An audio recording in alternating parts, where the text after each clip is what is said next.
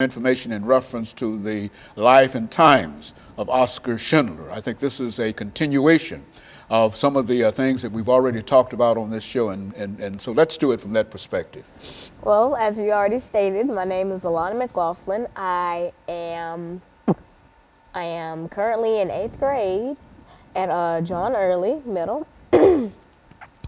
I am very involved in after-school activities, from track to cheerleading and community work, and I am a proud alumna of the Junior National Young Leaders Conference.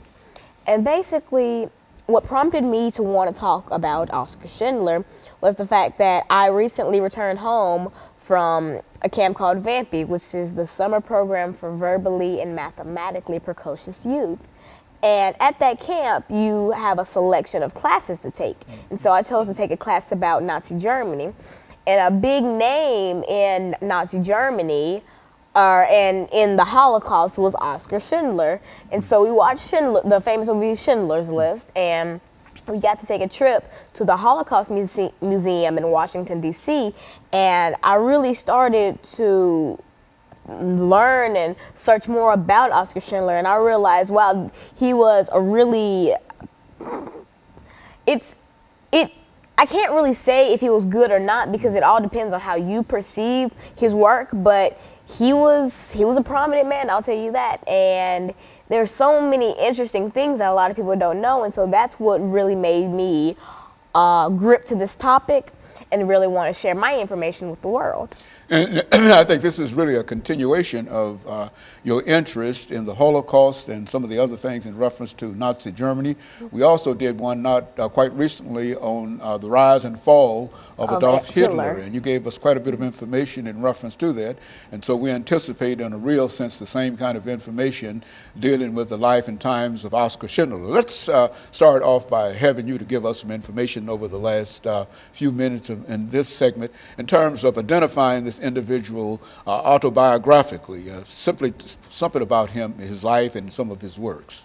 Well, OSchlindler was really solidified in Hollywood as a big name, or as a popular name, from the movie Schindler's List, which won a lot of awards. And basically, a lot of people think that they, know the whole story about Schindler from the movie, and though the movie does cover a lot of the work that he did, it doesn't cover all of it. And so basically, without giving too much away for the next segment, I want to say that Schindler, he was a Nazi, and he did hold a concentration camp. But it's not the type of camp that you would think. No, it was a labor camp, actually, excuse me. But it wasn't a bad camp, and I'll get more into that in the next segment.